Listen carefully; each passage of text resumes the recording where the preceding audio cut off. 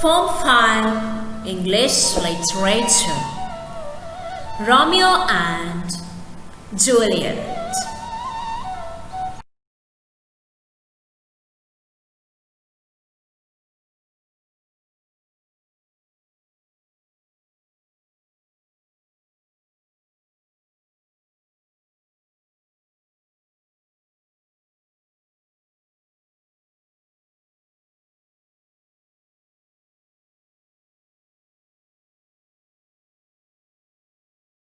You are going to learn about William Shakespeare, what happens in Act 5, Scene 3, some useful information about the characters, analysis of the scene.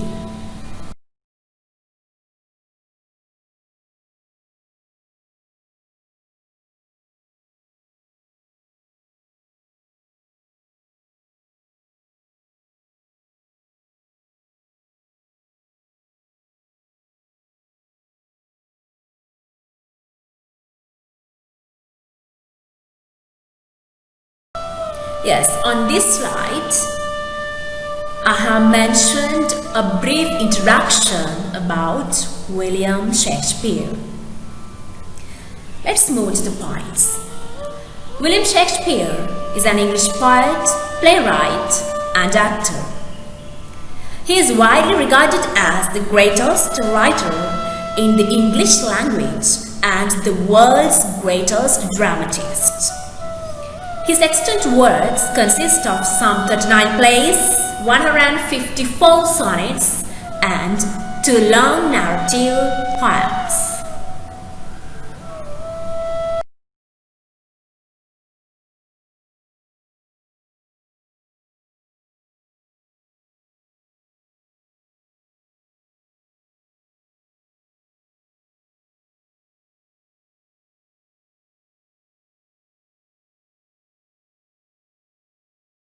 Yes, with this you know what you have to do with.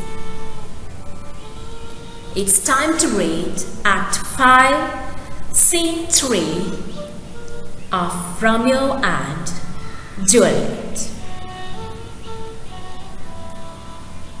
So keep a pause here, move to the book, read the relevant act and the scene. Okay, let's do it now.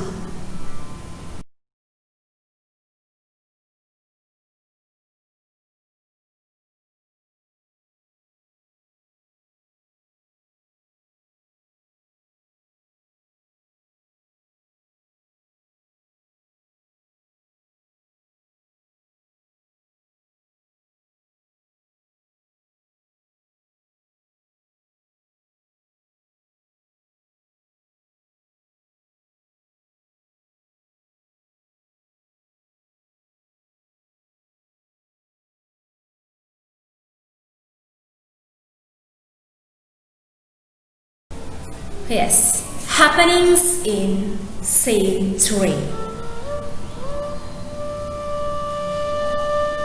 Now we are going to learn about the happenings in Act 5, Scene 3 of Romeo and Juliet. While I'm reading, I want you to join me. Okay? Let's move to the slide by slide and see actually what happens in Scene 3. In the churchyard that night, Paris enters with a torch-bearing servant. He orders the page to withdraw, then begins scattering flowers on Juliet's grave. He hears a whistle, the servant's warning that someone is approaching. He withdraws into darkness. Romeo, carrying a crowbar, enters with Balthazar.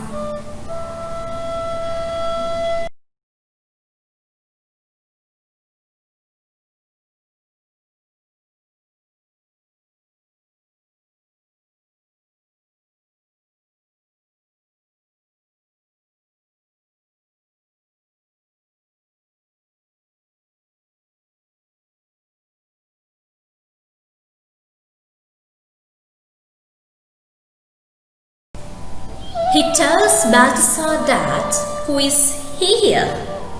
That is Romeo, right? He tells Balthasar that he has come to open the Capulet tomb in order to take back a valuable ring he had given to Juliet. Then he orders Balthasar to leave and in the morning to deliver to Montague the letter Romeo had given him. Balthasar withdraws, but mistrusting his master's intentions, lingers to watch.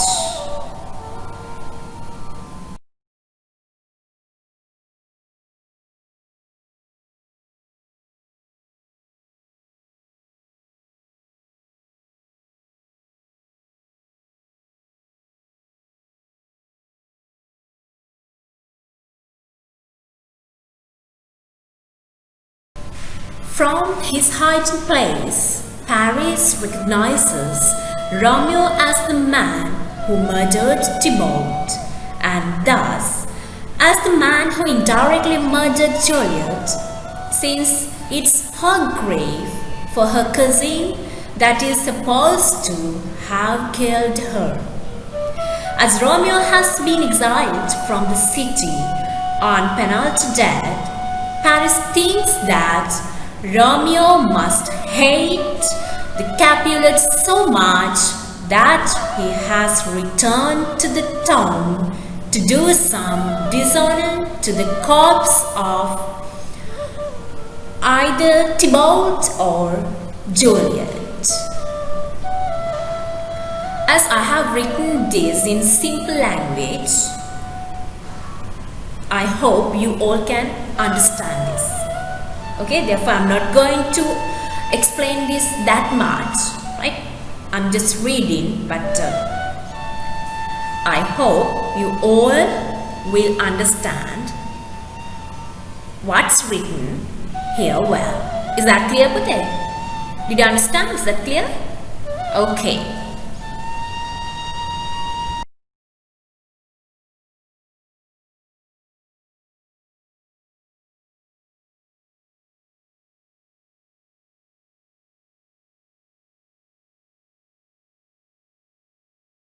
In a rage, Paris accosts Romeo. Romeo pleads with him to leave, but Paris refuses. They draw their swords and fight. Paris's page runs off to get the civil watch. Romeo kills Paris. As he dies, Paris asks to be laid near Juliet in the tomb, and Romeo consents. Here you can see there's a picture of that fight of Romeo and Paris. Okay?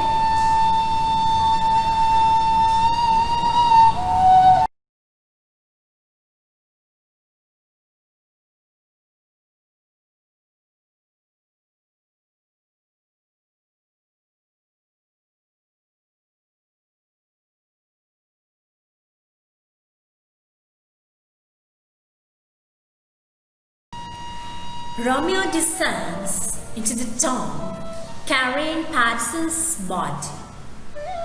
He finds Juliet lying peacefully and wonders how she can still look so beautiful as if she were not dead at all. Romeo speaks to Juliet of his intention to spend eternity with her. He kisses Juliet, drinks the poison, kisses Juliet again, and dies.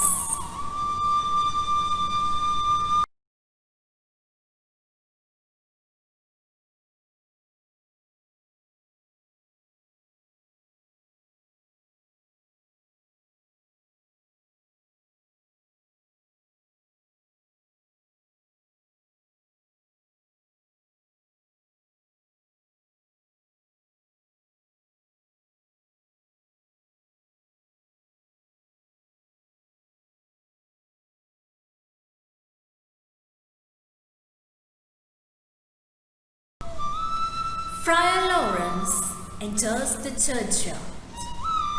He encounters Balthazar, who tells him that Romeo is in the tomb. Balthazar says that he fell asleep and dreamed that Romeo fought and killed someone. Troubled, Friar enters the tomb, where he finds Paris's body and then Romeo's. As Friar takes the bloody scene, Juliet awakes.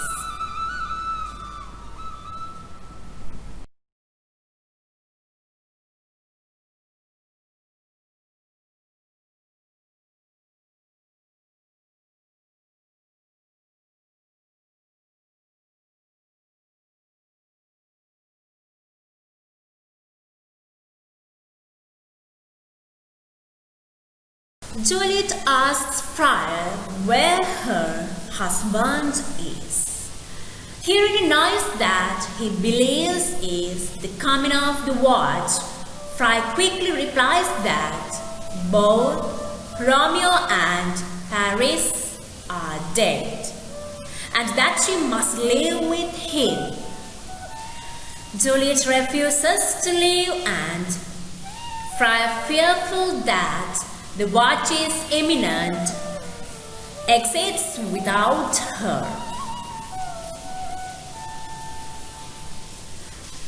Juliet sees Romeo dead beside her and surmises from the empty vial that he has drunk poison.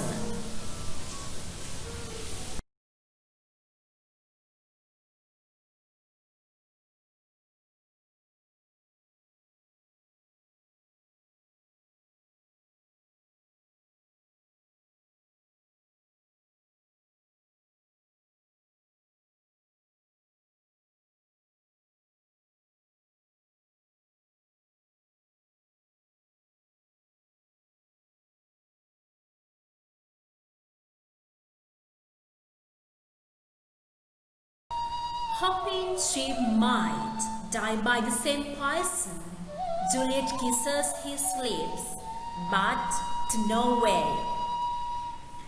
Hearing the approaching watch, Juliet unsheathes Romeo's dagger and stabs herself. She dies upon Romeo's body.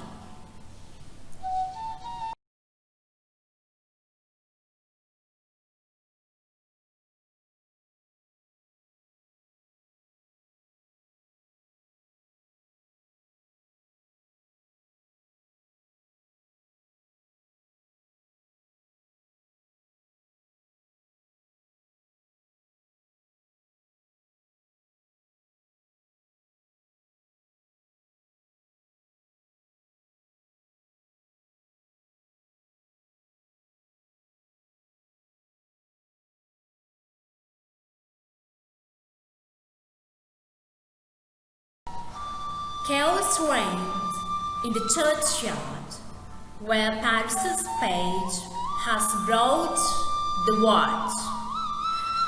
The watchman discovers bloodstains near the tomb. They hold Balthazar and Friar Lawrence, who they discovered loitering nearby. The prince and the Capulets enter. Romeo, Juliet and Paris are discovered in the tomb.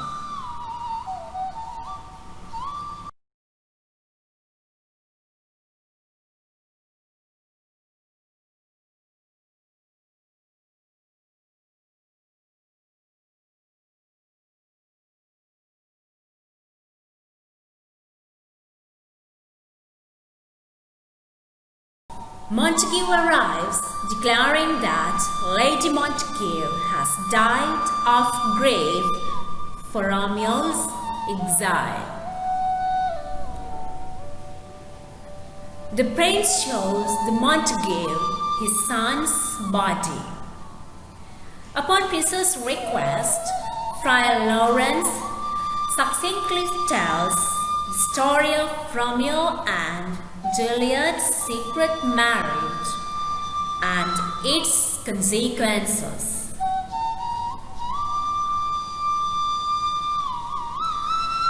Balthazar gives the prince a letter Romeo had previously written to his father.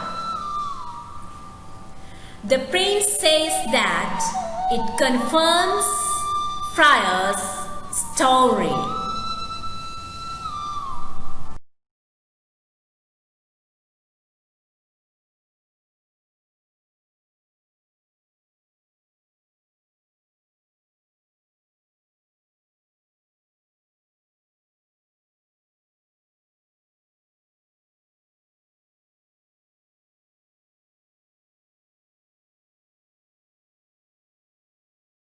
He scolds the Capulets and Montague, calling the tragedy a consequence of their feud and reminding them that he himself has lost two close kinsmen, Mercutio and Paris. Now, who are the kinsmen that the prince has lost? It's because of this feud between the Capulets and Montague. Who are those two kinsmen? Mercutio and Paris. Okay, right. Capulet and Montague clasp hands and agree to put their vendetta behind them. Montague says that he will build a golden statue of Juliet, and Capulet insists that he will raise Romeo's likeness in gold besides her. The prince takes the group away to discuss these events, pronouncing that there has never been a story of more woe than this of Romeo and Juliet.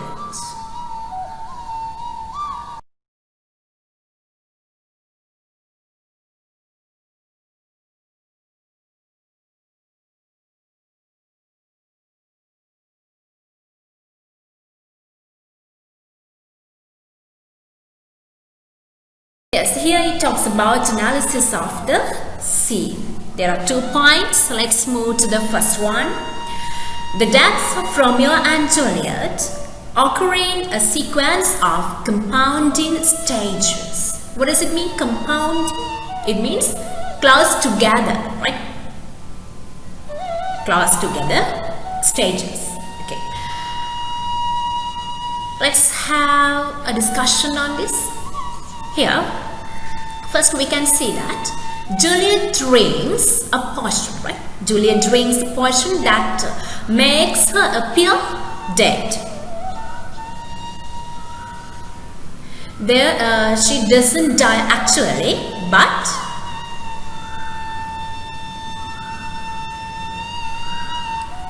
what happened that makes her appear dead?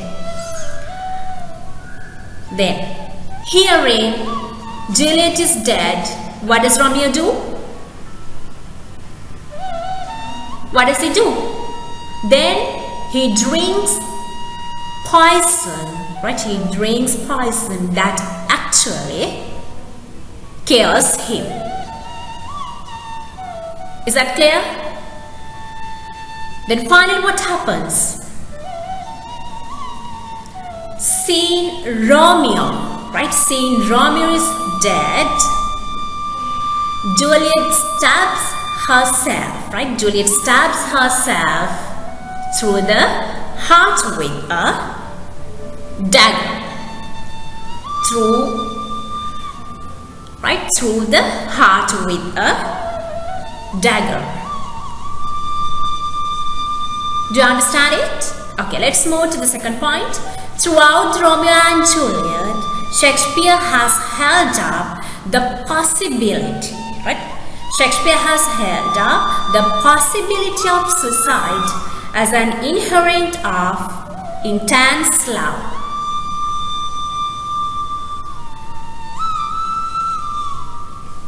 What's the meaning of this intense? Tightly drawn, right? Tightly drawn love, intense love. When we talk about the deaths of Romeo and Juliet, the double suicide, right? The double suicide represents both the fulfillment of their love from each other. Strong love bond, okay? When Juliet stabs her, right? When Juliet stabs her in the play, it is mentioned, right? In the play it's mentioned, right? She stabs herself with a dagger, right? With a dagger, very happily, right? Why is that? She stabs herself. Now, imagine the situation. She stabs herself with a dagger, right? Being very happy. Why? Because killing herself, right? Because killing herself with the dagger reunites, right? Reunites her with her love. Now we know that already Romeo is dead, as they have a strong bond, right? Tightly drawn love. Juliet feels that without Romeo, her life is nothing. Because of that, being very happy, she drags. What does she do? She drags the dagger, right? She drags the dagger from that street and stabs herself happily. Is that clear? Okay, good.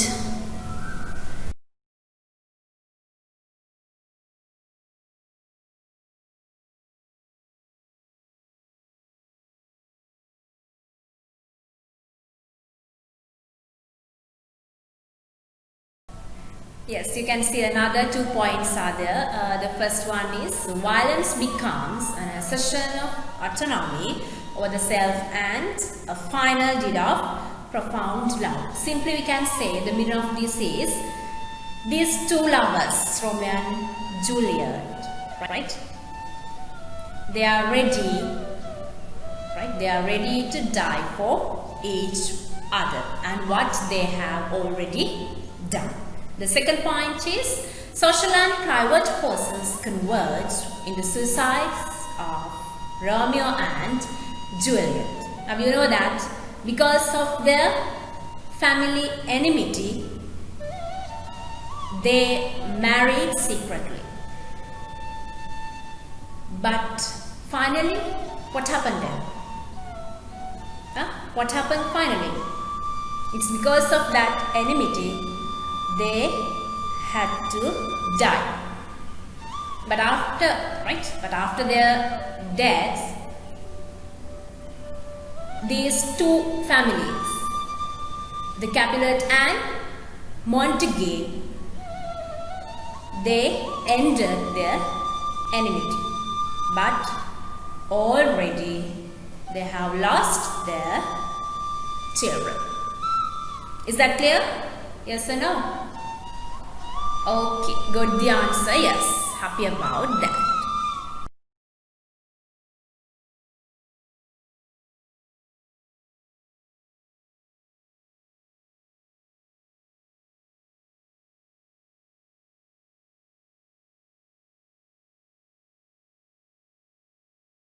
Yes, now questions are there to be answered. There are 5 questions. For these, we have to write short answers.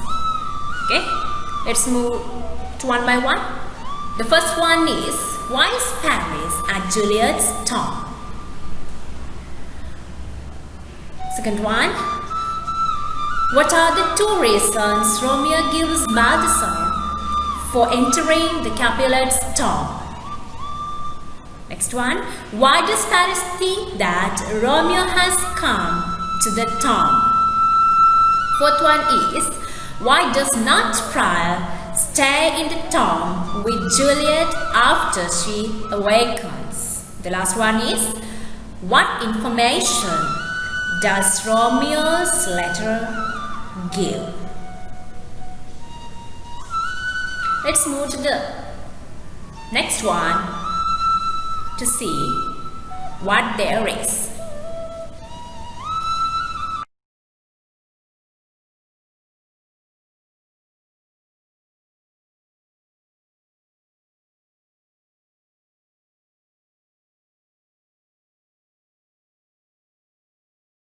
The question on this slide is, that's an essay type one. Okay, let's move the question first. What themes are being explored in Act 5, Scene 3? Explain why and how are such themes expressed.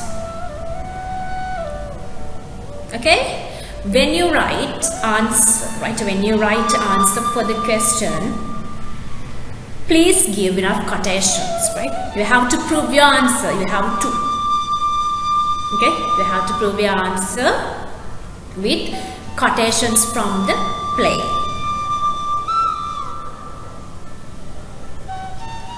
Not only these, right? Now we have to take your English literature textbook. Okay? Then turn the page 260 there, 260. 260. Okay? Here you have to answer, right? You have to answer the fifth question. What's that? How does the prologue influence the rest of the play? You must consider language, form and structure and refer to the context of the play in your answer. Is that clear? Now you have two essay type questions to answer, right?